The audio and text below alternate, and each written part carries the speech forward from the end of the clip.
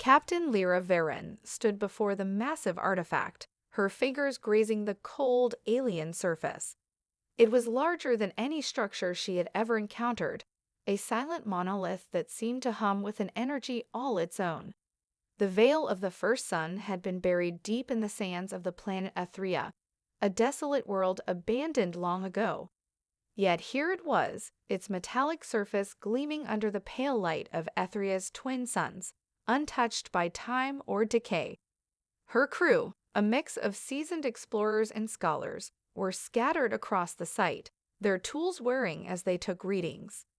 The artifact was covered in strange symbols, some familiar, some utterly alien.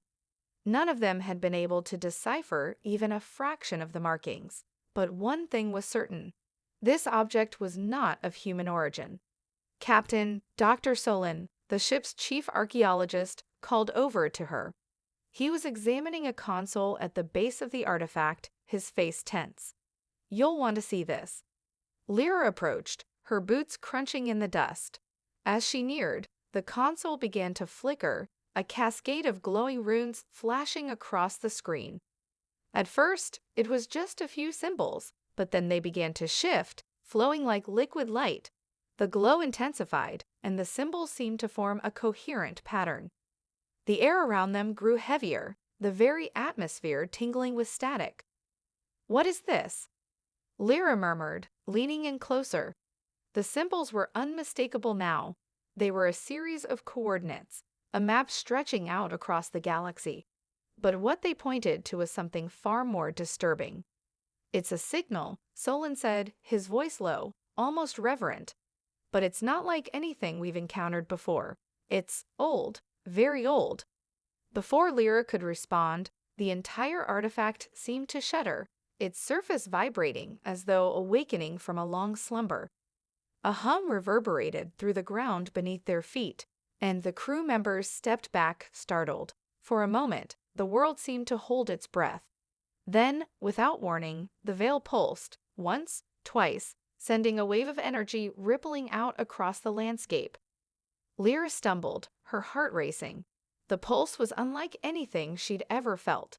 It wasn't just energy, it was something deeper, something more primal, and it was calling to her. "Captain," Lieutenant Jarek's voice cut through the air, urgent. He was by the ship, his eyes wide with alarm. "The ship's systems are going haywire. We can't regain control." Lyra turned, her instincts kicking in. The veil's pulse had destabilized their communications, knocked out the ship's gravitic stabilizers. The crew was in danger of being stranded on this hostile planet, with no way to escape. But her attention was drawn back to the artifact. There was something about it, something inside her mind whispering, pulling her closer. The ground beneath their feet trembled as the veil's hum deepened, vibrating through Lyra's very bones. Suddenly her vision blurred, and the world around her seemed to fade away. For a moment, she was weightless, floating in the void of space, surrounded by an eerie, golden glow. Then she saw it. A vast, swirling galaxy, ancient and unfamiliar, with a brilliant star at its heart. A voice, clear yet distant, whispered in her mind. "You were always meant to find this." Her breath caught in her throat. The pulse of the veil had activated something within her, a connection. She wasn't just standing before an artifact. She was standing at the threshold of something far greater.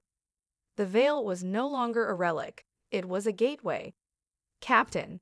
Jarek's voice broke through the hallucination, pulling her back to reality. "We've got incoming." Lyra snapped back, her hand instinctively reaching for her sidearm. The team was no longer alone. The pulse had drawn attention, and now they would have to fight to survive. This continuation adds a more intense sense of mystery and urgency, setting the stage for the crew's involvement in an ancient cosmic conflict.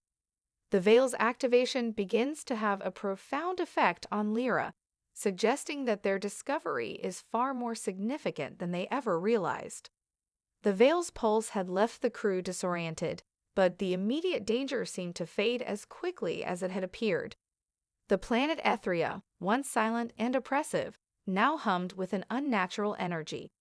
Lyra stood still, her hand still pressed against the surface of the artifact, her mind reeling from the visions she had experienced moments ago. The whispers that had filled her head seemed to echo in the stillness, their meaning just out of reach. "Captain, you need to see this," Dr. Solon said again, his voice strained but urgent. Lyra turned to find him kneeling beside the console, his fingers flying over the controls. On the screen, a series of glowing symbols blinked and shifted, their form becoming more complex with every passing second. It was clear that the Veil was now interacting with their technology, its power surging through the systems with a frightening fluidity. "I don't understand," Solon muttered. "It's like it's learning, adapting. The data is expanding faster than we can process it." Lyra stepped closer, her gaze locked on the screen. The symbols, once abstract, began to align into recognizable patterns. She felt a strange pull, an irresistible connection to the unfolding scene. The map in front of her was no longer just a series of coordinates. Now it was a narrative, a timeline, and the images were becoming clearer. Her heart skipped a beat as she saw a familiar face appear among the glowing symbols, a figure she had never met, yet somehow knew. It was her. "Solon," she said, her voice tight. "What is this? How is this possible?" He looked up bewildered. I don't know, but it's showing you, Captain, in a way I can't explain." The symbols shifted again, and this time, the whispers in Lyra's mind grew louder. She staggered back, her eyes wide with realization. The voice was no longer just distant, it was right there, in her mind, clear as day. "You were always meant to find this." The voice was familiar now, an ancient, comforting presence. "You are part of it. The key." The words made her blood run cold, and for the briefest moment, she felt as though the very fabric of reality was unraveling around her. She tried to focus, to ground herself, but the intensity of the connection was overwhelming. She could see galaxies flicker in her mind's eye, each one born of creation, each one collapsing into oblivion. And then there was the rift, a vast, dark wound at the edge of the universe, growing, devouring everything in its path. "Captain." Jarek's voice cut through the fog in her mind. "The ship's systems, something's happening to them." Lyra snapped out of her trance and turned to face him. Jarek was standing near the ship's entry ramp, staring up at the sky. The storm clouds above had thickened, swirling in unnatural patterns, their dark mass undulating like a living creature. The Veil's pulse had disturbed the planetary atmosphere, triggering something far more dangerous than they'd anticipated. "Get the crew inside the ship," Lyra ordered, her voice steady despite the chaos growing within her. "Now." The crew rushed toward the ship, the hum of the Veil growing louder, more insistent, like a heartbeat that echoed through their bones. As they boarded, Lyra's eyes kept returning to the artifact, now glowing with an unsettling intensity. The whispers, too, were louder, pressing against her mind. She could feel the pull, like gravity. She wanted to understand, wanted to embrace the knowledge it offered. But she fought it, refusing to let it consume her. "Captain, you're not the only one hearing this, are you?" Solon asked, his voice shaky as he looked at her with wide eyes. He, too, had heard the whispers, though he refused to admit it outright. He was a scientist, rational to his core, but even he could sense that something profound was happening. Lyra nodded. "It's not just you. I don't know what it is, but we've woken something up, and I don't think it's going to let us leave until we understand why." Suddenly, the ship's communication system crackled to life. A distorted voice filtered through the speakers, garbled and unrecognizable, but the meaning was clear. "You are not alone." The ship shuddered again, as though the very walls were resonating with the Veil's call. The crew scrambled to secure the ship's systems, but Lyra felt a knot form in her stomach. The voice wasn't just a warning, it was a challenge. There was someone out there, watching them. And now it was waiting. This continuation builds on the suspense, with Lyra's connection to the Veil growing more intense. while the crew faces mounting danger and increasing mystery. The whispers, the mysterious voice, and the growing sense that they're being watched all deepen the intrigue, propelling the story forward toward more revelations. Lyra gripped the edge of the control panel, her knuckles white. The veil was far more than a passive relic. It was a catalyst, and they had triggered something far greater than any of them had anticipated. The ship's systems hummed erratically, the lights flickering in time with the now thundering pulse of the artifact outside. Through the viewport, the storm clouds continued to churn, swirling with a strange, unnatural rhythm, as if they were being stirred by an invisible hand. "We've got to figure out what's going on with this thing," Lyra said, her voice taut. "It's not just disrupting our systems. It's trying to communicate with us." Dr. Solon, who had been diligently trying to restore the ship's controls, turned to face her. "The veil is more than that, Captain. It's not just sending signals. It's rewriting the very space around us.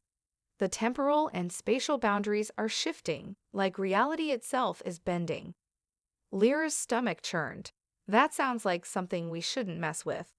Just as the words left her mouth, the ship lurched again, throwing the crew off balance. Over the intercom, the voice crackled once more, though now it was unmistakable, the words sharp and clear. "You have opened the door, but you will not understand what you have released." The crew froze, the implications of the message sinking in. The voice wasn't an entity from the ship's systems. It was something much older, something tied to the veil itself.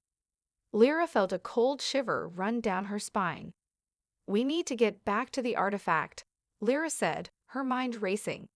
"We need to understand what we've awoken." She made her way to the aft hatch, motioning for the crew to follow. They had no choice but to return to the source, to confront whatever was growing stronger by the minute. But as she stepped outside the ship, her boots crunching against the dust, something was different. The planet's surface had shifted. The very ground seemed alive, pulsating beneath her feet. Dr. Solon stepped up beside her, scanning the horizon. "This wasn't here before," he said, pointing to the ruins that had suddenly emerged from the sand. Ancient stone structures rose from the surface, their once dominant shapes now reduced to half-buried husks of a long-forgotten civilization. Lyra's heart skipped a beat. These were no ordinary ruins. The design was unmistakable. They were the remnants of a lost culture, the first people. She'd studied their brief, mythologized mentions in galactic archives, but no one had ever found any physical evidence of their existence until now.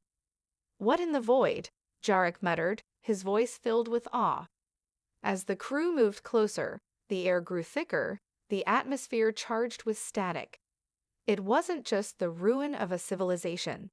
They were standing on the edge of a revelation. The inscriptions on the stones glowed faintly, their shapes identical to those seen on the veil. And as the team approached, a low hum filled the air, resonating with the artifact's pulse. Lyra reached out to touch one of the stones, her fingertips brushing the ancient carvings. The moment she did, the ground trembled violently, and the ruins began to glow with an eerie golden light. A voice, this time not from the ship's speakers, but from deep within the ruins, spoke. "We are the first. You are the creation. The pact is broken." The words echoed in her mind, and her vision blurred. She stumbled backward, gripped by an overwhelming sense of loss, like something was being ripped from her very soul. Her mind raced to process the meaning. The pact? The first people had made a pact? With whom? And why was humanity the creation? Dr. Solon's voice cut through the fog of confusion. "Captain, look at this." He gestured toward the base of the ruins, where a massive stone door had slid open, revealing a dark passage leading deep into the heart of the planet. Lyra hesitated, her pulse quickening. She knew they were standing on the precipice of something monumental. Whatever lay within that passage was bound to alter their understanding of the universe, and possibly humanity's role in it. As the team gathered their courage and prepared to enter the darkness, a new voice, cold, hollow, and full of malice, whispered from the depths of the ruins. You were never meant to know. Leave now, or face the consequences. The choice was clear: to turn back, to abandon the secrets of the first people, or to venture further into the unknown, where answers, and perhaps a terrible reckoning, awaited. Lyra inhaled deeply, steeling herself for what was to come. We're going in. Prepare yourselves. They stepped into the passage, the weight of destiny heavy on their shoulders. As the door sealed shut behind them, the ground shook once more, and the whispers of the veil grew louder. This continuation builds upon the tension, with the crew uncovering the existence of the first people and learning that humanity's role is tied to an ancient pact. The discovery of the ruins and the voice in the depths further deepens the mystery and sets the stage for even darker revelations to come. The stakes are rising, and Lyra's resolve is tested as they venture deeper into the unknown. The passage was narrow and winding, its walls carved from the same strange stone that had housed the veil. As the crew descended deeper into the heart of Ethria, the air grew colder, the light dimmer, and the whispers louder. It was as if the very planet itself was alive, pulsing with an unseen energy. The deeper they went, the more oppressive the atmosphere became. The air was thick with a strange, suffocating force that made it difficult to think clearly.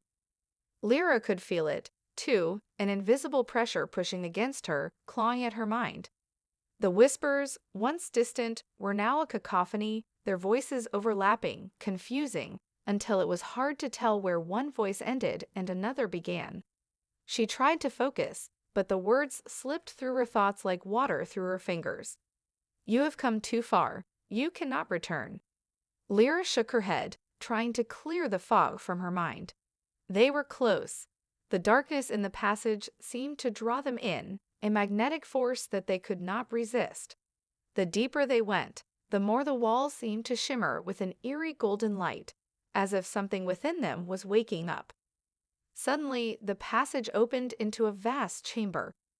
The walls were covered in more inscriptions, the symbols now glowing brighter than before, pulsating with a rhythmic energy.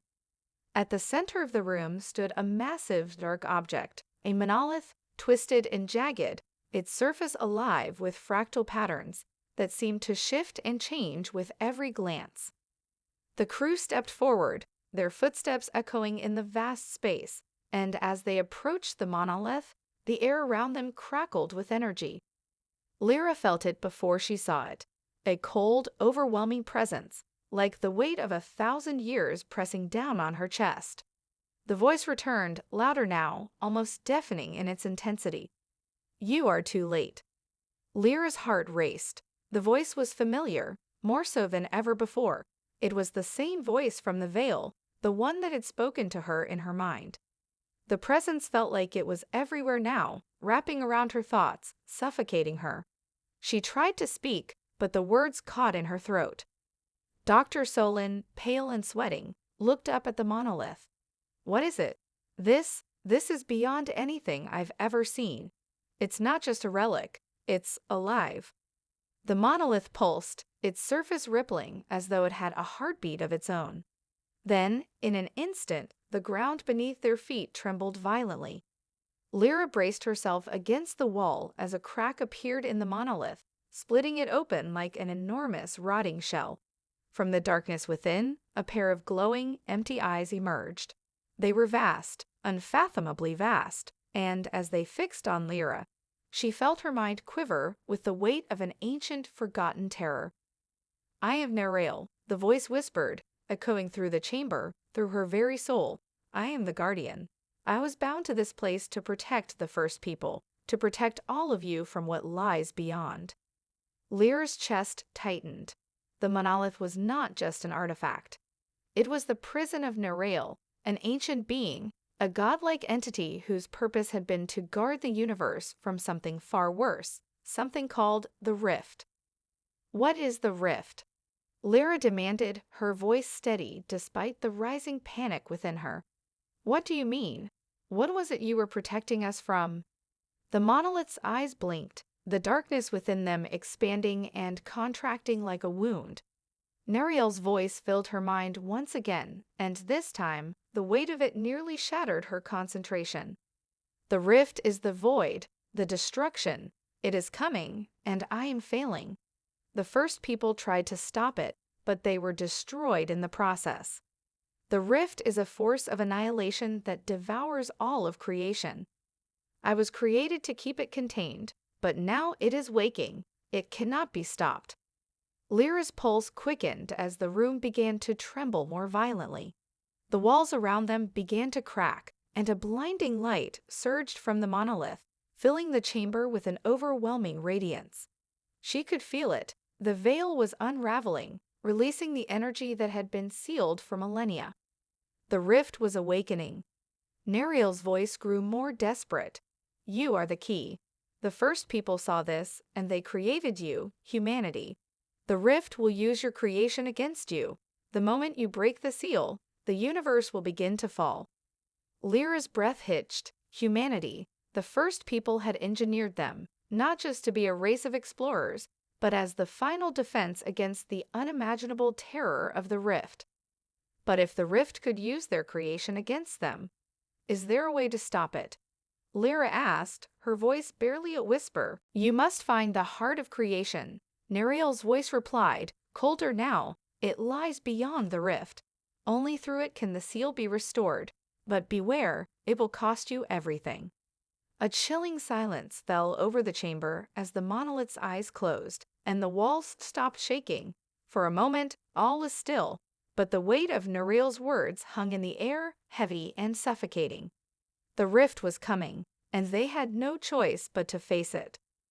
The chamber fell into an eerie silence after Nariel's cryptic warning. The weight of the ancient being's words hung heavy in the air, the enormity of the task ahead pressing down on Lyra like a physical force. The rift, an unimaginable force of destruction, was no longer just a legend. It was real, and it was waking. Worse, they had been chosen, or perhaps engineered, to stop it. Lyra's mind raced, trying to piece together the fragments of what Nariel had said. The first people had created humanity as a last line of defense. But why? How could they, mere mortals, have been designed to combat such a force? We need to go back to the ship, Lyra said, her voice resolute despite the turmoil inside her. There's a chance we can find more information, something we've missed. Captain, Solon said, his voice low, I don't think we have time. The rift, it's coming. Nariel said the heart of creation is the only way to stop it. Jarek, standing by the entrance, looked back at the group with a look of dawning realization. But where is it? Where do we find this heart? Lyra turned back toward the monolith. Its jagged edges were glowing dimly now, the unsettling golden light fading into shadow. The eyes of the monolith had closed, but the air still hummed with the faintest trace of energy. The map on the walls had shifted as well.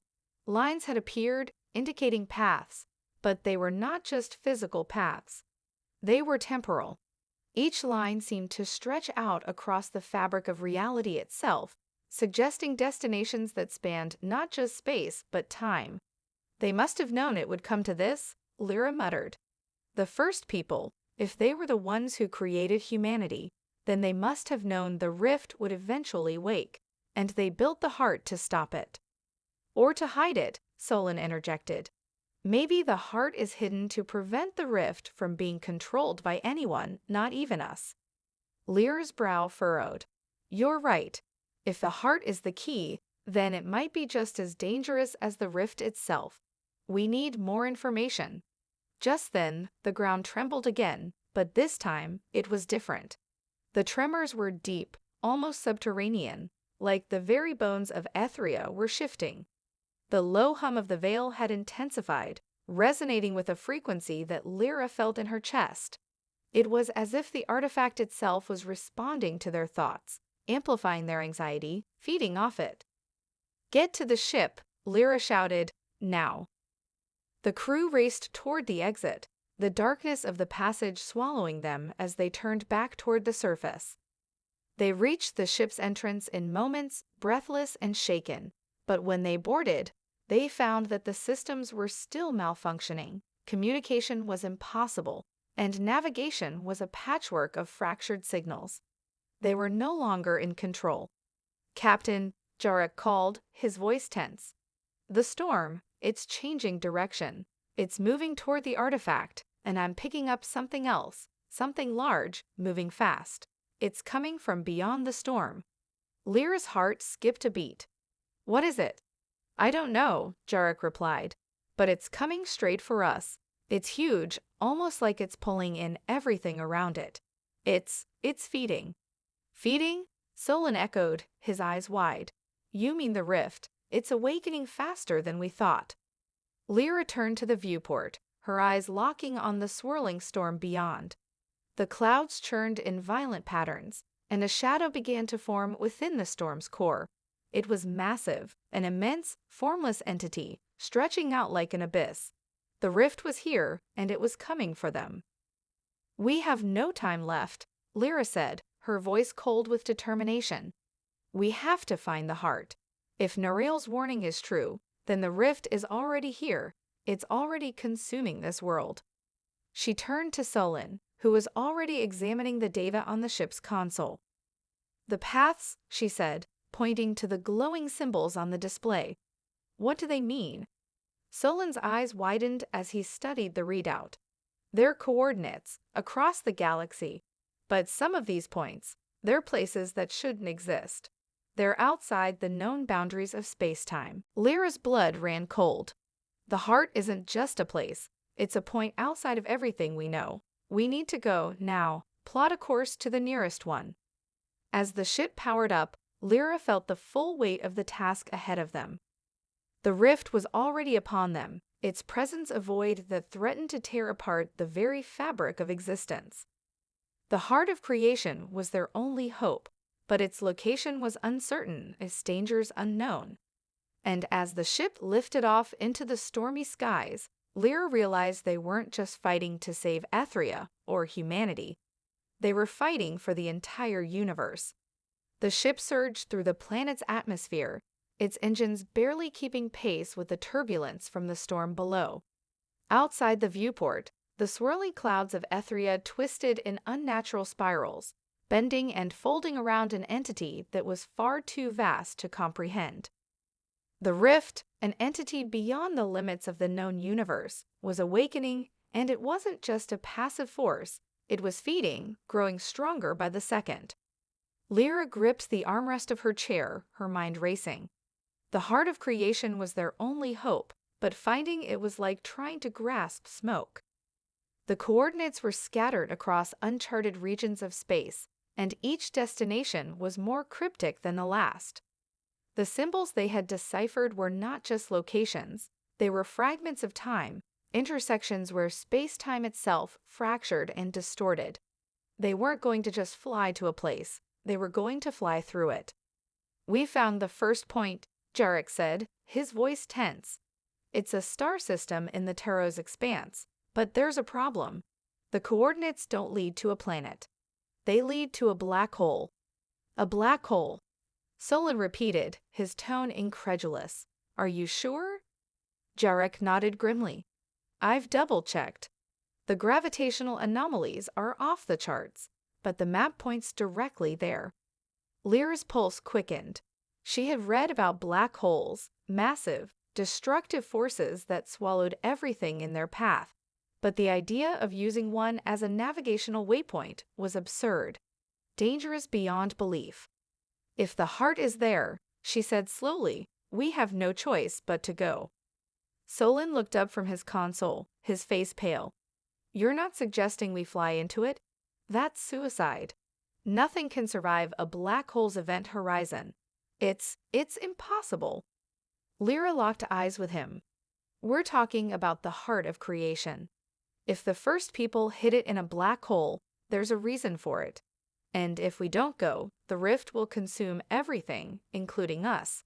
We don't have the luxury of time." There was a long pause as the crew absorbed the weight of her words. Finally, Jarek spoke. "I'm setting the course. We're entering the Taros expanse." The ship's engines hummed as it shifted direction, and soon, The stars outside the viewport became streaks of light as they engaged the FTL drive. The journey to the edge of the system would take several days, but the tension in the air was already unbearable. They were headed straight into the unknown, into the heart of a gravitational nightmare. The crew worked in tense silence, each member lost in their own thoughts as the ship sped toward its destination. The rift still loomed, a distant, oppressive presence that seemed to follow them, always in the background of their minds. It was not just a force of nature, it was aware, conscious, and malevolent. And if Narayle's warnings were true, it was growing stronger by the hour. As they neared the Taro's expanse, the space around them grew darker, more distorted. Even the FTL engines seemed to strain against the pull of the black hole, sending occasional tremors through the ship. Outside, the stars had begun to bend, warped by the gravitational forces of the singularity at the center of the system. "There it is," Jarek said, his voice tight with awe and fear. The black hole loomed in front of them, a swirling mass of darkness, swallowing the light from nearby stars. It was far more massive than anything the crew had anticipated, more like a portal than a natural phenomenon. Lyra's heart raced as she gazed at the event horizon, a place where reality itself was torn apart, and all paths led to destruction. The ship would be pulled in by the immense gravity, its systems overwhelmed by the sheer power of the singularity. Yet, if the coordinates were accurate, if the heart of creation was truly hidden here, they would have to face this impossible challenge. "We're going in," Lyra said, her voice steady despite the terror she felt building in her chest. "Engage the gravity wells. Prepare for everything." The ship's systems flickered in response, and the stars outside seemed to warp and shift, twisting into strange shapes as they crossed the threshold of the event horizon. The feeling of being torn between dimensions was overwhelming, a sensation of being stretched thin, as though they were about to be torn apart at the molecular level. Then, just as Lyra thought they would be consumed, the ship jolted violently. The monitors flared with red warnings, and the crew was thrown from their seats. For a moment, everything went dark. When Lyra regained consciousness, she was slumped in her chair, her head spinning. She could hear the crackling of electrical static, the emergency alarms blaring in the background. "What happened?" she rasped, her voice weak. Jarek, his face pale, was the first to speak. We've passed through, but I don't know where we are. The sensors, everything's offline. He stopped mid-sentence, staring at the viewport. Lyra turned slowly, her breath catching in her throat. They weren't in the Taro's expanse anymore. They weren't even in the same universe.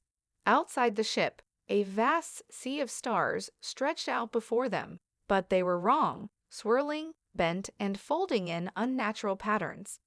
Time itself seemed to have fractured, as if they had crossed into a place where the laws of the universe no longer applied. "We found it," Lyra whispered, her voice filled with awe and fear.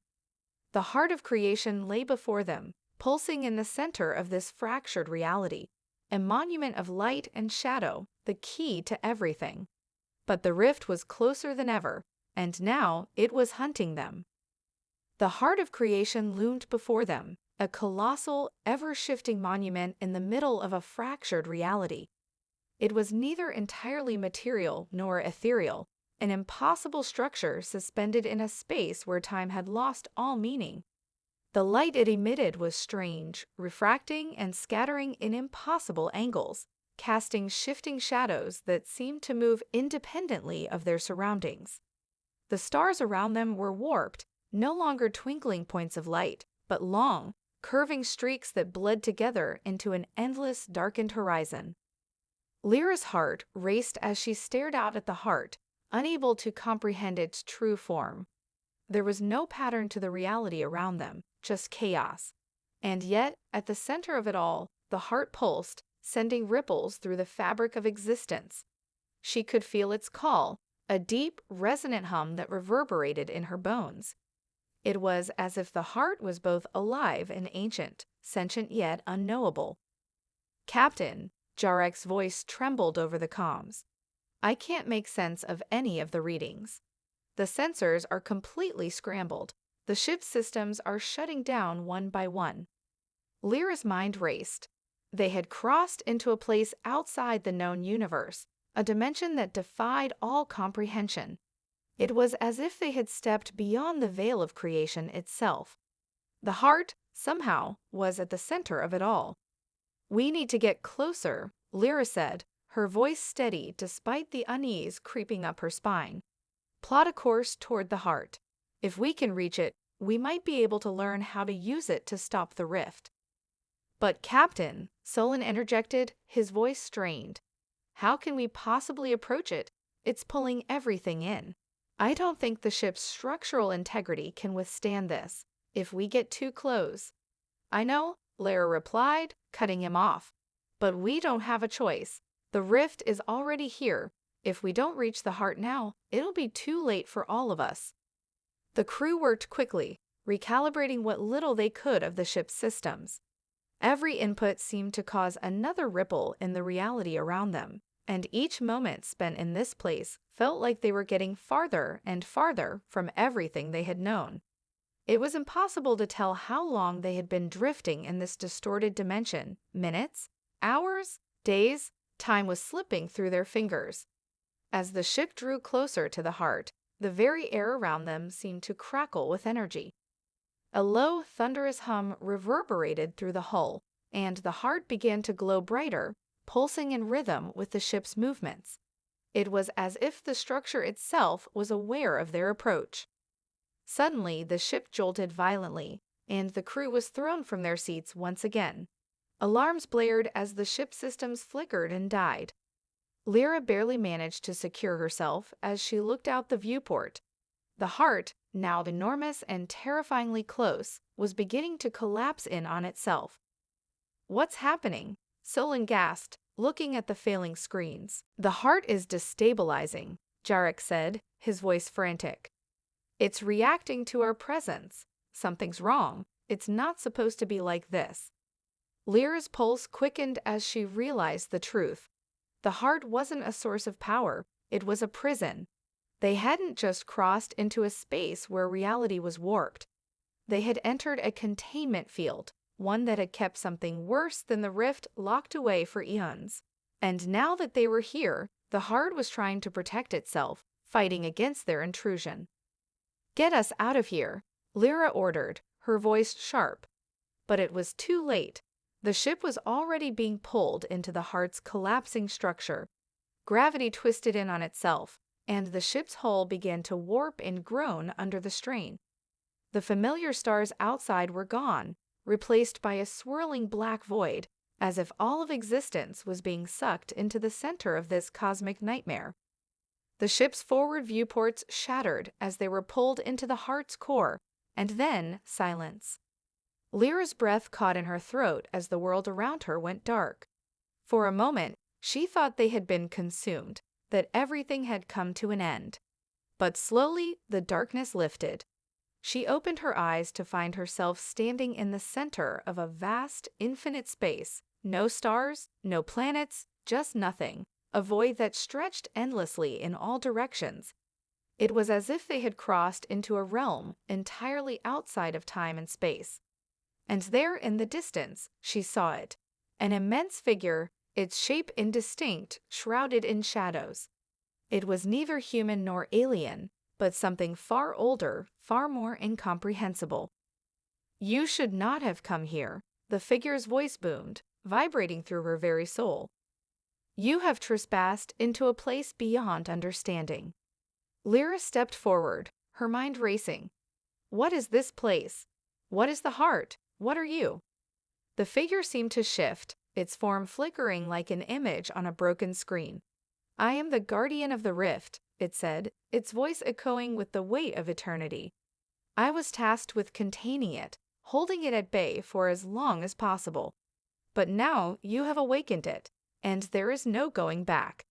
The rift was alive, it seemed, a force that was aware of their presence, a power so vast that it had shaped the very fabric of existence itself.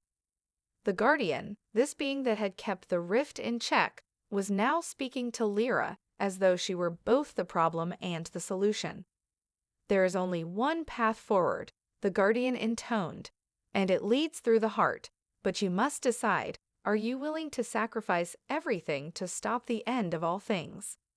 Lyra's heart raced, her mind reeling. The heart was not just the key, it was the last barrier between the universe and the infinite destruction of the rift.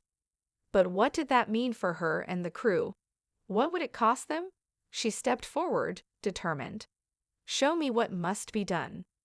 In this section, the crew faces a terrifying new revelation about the nature of the heart of creation. It is not a force of creation, but a prison containing something far more dangerous, the rift itself. The stakes are raised as they are pulled deeper into a dimension where the very laws of reality begin to unravel, and they are confronted with the guardian of the rift, who offers them a devastating choice. To save everything, they must sacrifice everything. Lyra stood in the endless void, facing the guardian of the rift. The creature's form flickered and shifted, an entity both ancient and unknowable, its shape defying all logic. It seemed to be made of shadows, swirling and coalescing like smoke in a storm. Its voice reverberated within her mind, its power vast and suffocating. "There is no time left," the Guardian intoned, its voice both terrifying and mournful. "The rift is awakening, and it will consume all things. I have held it at bay for eons, but I am not eternal. You who have come here must now choose the fate of all existence." Lyra swallowed, her throat dry, her thoughts racing. The Guardian's words echoed in her mind, the weight of their meaning sinking in. The rift was not just an entity, it was the end of everything, and the heart of creation. This enigmatic force that had lured them here was the only thing capable of stopping it. But it wasn't a tool to wield, it was the final barrier between the rift and the universe. The heart was a prison, and breaking it would unleash a force far greater than anything they had encountered. "What must we do?" Lyra asked, her voice steady despite the turmoil inside her. She could feel the gravity of the decision pressing down on her. The Guardian's form twisted in on itself as it spoke. "The heart can be opened. It can contain the rift once more. But to do so requires a sacrifice. One soul must merge with the heart, becoming part of it. That soul will be bound to the rift, forever keeping it at bay. It will never be freed." Lyra's breath caught. "You're saying one of us has to stay here forever?" The Guardian's eyes glowed dimly. "Yes. The heart cannot function without a will to guide it. The rift cannot be contained without a consciousness to sustain its imprisonment. That is the price of peace." Lyra's heart raced as the implications of the Guardian's words sank in. They were all expendable. The fate of the universe rested on the shoulders of one person, one crew member willing to make the ultimate sacrifice. And there was no telling what it would mean for them, for the ones who remained. The concept of eternity, of binding oneself to the heart, was a fate more horrifying than anything she could imagine. Her thoughts immediately went to her crew, Solon, Jarek, and the others. They had all fought alongside her, faced dangers and uncertainties without hesitation. She would never ask one of them to make this sacrifice. And yet, she looked back at the Guardian, her resolve firming. "Is there no other way?" she asked, desperation creeping into her voice. "Is there no other solution?" The Guardian shook its head. "There is no other way. The rift must be contained, or all that you know will be lost. Time itself will collapse. The fabric of existence will unravel." Lyra turned to face her crew, each one of them standing in stunned silence. She could feel their fear, their confusion, but also their trust. They had come this far together, and now one of them would have to give up everything to save the universe. Jarek stepped forward, his eyes filled with determination. "I'll do it." Lyra's heart twisted in her chest. "No, Jarek, I can't. I've already lost too much." Jarek interrupted, his voice unwavering. "My family, my past, I have no future. but I can do this, for all of us, for everyone." The silence that followed was heavy, a weight that seemed to press down on them all. Lyra searched Jarek's face, seeing the acceptance, the peace in his eyes. She knew, deep down, that there was no other choice. He had made his decision. And in that moment, Lyra understood the true meaning of sacrifice. It wasn't just giving up one's life. It was the act of becoming something greater, something beyond individual existence. It was the ultimate expression of love, not for self, but for all things. The Guardian's voice resonated once more, softer now, almost sorrowful. "Are you prepared for what comes next?" Jarek nodded, stepping forward. "I am." Lyra felt a pang of grief, but also pride. Jarek had chosen to give everything, not just for humanity, but for the universe itself. He had chosen to become part of the heart, a constant, eternal force keeping the rift from destroying everything. As Jarek walked toward the heart, its form began to shift, opening like a vast, cosmic gate. Light spilled from within, and the air seemed to hum with energy. The crew stepped back, watching in awe and sorrow as Jarek approached the heart. "I'll see you all again," Jarek said, his voice calm but filled with resolve. Lyra could only nod, her throat tight. There were no words left to say. They all knew what he was about to face. He would never return, but his sacrifice would protect them all. The heart closed around him, and with a final flash of light, the void seemed to shift, the universe's balance realigning as the rift was sealed once more. The Guardian spoke, its voice echoing across the void. "The rift is contained. The balance has been restored. But remember, every victory has its cost." Lyra's heart ached, but she knew the truth of its words. The universe had been saved, but at a price too great to fully comprehend. They would carry Jarek's memory with them always. And as they made their way back to their ship, Lyra glanced up at the stars, no longer twisted and distorted, but steady once again. The rift was gone, and the heart was silent. For now. But she knew that the universe and the legacy of Jarek's sacrifice would live on forever. This final part brings the story to its emotional and philosophical conclusion. The crew faces the ultimate choice. One must sacrifice themselves to stop the rift and save all of existence.